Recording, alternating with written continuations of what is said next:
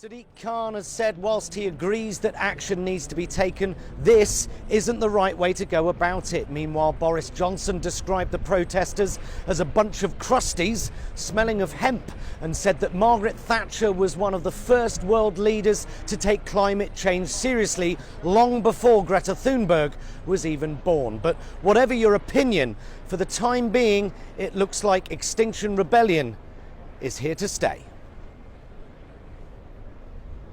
Just in case you needed any more evidence that Boris Johnson is an utter prick, he gives his assessment of a global movement to tackle catastrophic climate change. They're all a bunch of crusties. Taking another leaf out of the Donald Trump's Guide to Leadership book.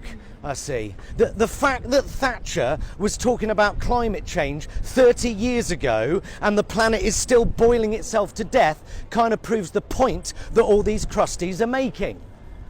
If any politician comes out and says, we know there's a problem, but this isn't the way to tackle it, the question is, what would you suggest? A strongly worded email? You actually start doing something and these people might stop supergluing themselves to shit. Yes, saying you're aware of the crisis and then doing nothing about it makes you a pretty vile human being and a fucking useless politician. Last time, Extinction Rebellion got the government to declare a climate emergency, okay? This time they're asking what it intends to do about it. It's a pretty reasonable question. This sort of thing works. Saying you will no longer patronise the RSC if they keep taking money from big oil companies, it works. Yeah, fuck you BP, get out of my theatre, out of my art galleries and out of my fucking Arctic Circle. Although I have a sneaking suspicion that that had more to do with students trying to get out of having to sit through Henry the fucking Fifth.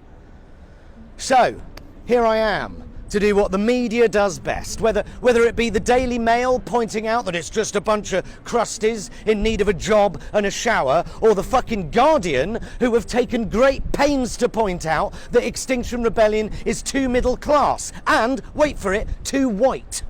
So if the Guardian had its way, only people on job seekers allowance should get involved in climate action and everyone else should either shut up or black up. This is how the Guardian thinks the world should work. Wankers. Even though XR state you can't tackle climate change if you don't have a fair society based on equality. So anyway, like everyone else, including the Guardian, I am here to report on who is protesting rather than what they're protesting about.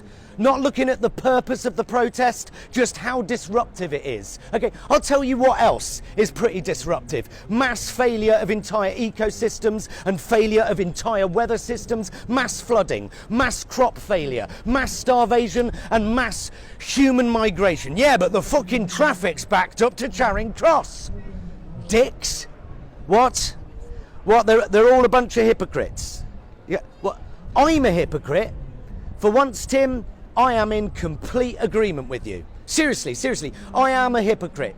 Whilst I am terrified that the world appears to be breathing its last, I also love eating steak with out-of-season vegetables flown in from South Africa wrapped in unrecyclable plastic. And I drive a car. And if Greta is right, which she is, and we only have 8.5 years to almost entirely stop global emissions before we reach a tipping point towards a global climate catastrophe, then me using eco-friendly dishwasher tablets whilst planning next year's holiday to Australia seems pretty nonsensical. So if I sound like a hypocrite, that's because I am one. But shall I tell you what you sound like when you say that they're all a bunch of hypocrites? You sound like a fucking arsehole. Okay, when you take the piss out of people protesting about loss of biodiversity a week after a report comes out saying 1/3 of all mammals in the UK are about to become extinct, who needs fucking otters anyway? When you deny science and sit there with your arms crossed, getting angry at an autistic teenager, how dare Greta tell me I ruined her childhood? You sound like a small little man. Shouting I hate you is what teenagers do. At least she hates us because we've knowingly fucked an entire planet up the arse, and not because we've told her to turn that fucking racket down. You sound like a contrary, wannabe, edgy prick. Fucking arseholes trying to save the planet. They can't even hold a fucking fire hose properly. Ha ha ha ha ha. You sound like a nasty human being. Yes, I'm a hypocrite. Well done. You've nailed it. Hypocrisy is at the very heart of the climate crisis. You will contribute to the problem. It's undeniable. You are a hypocrite if you try and do something about the climate crisis because your existence contributes to it. But if you do nothing, you are an arsehole. Pointing out the hypocrisy of the movement whilst allowing the rainforest to burn is a really shitty way to behave.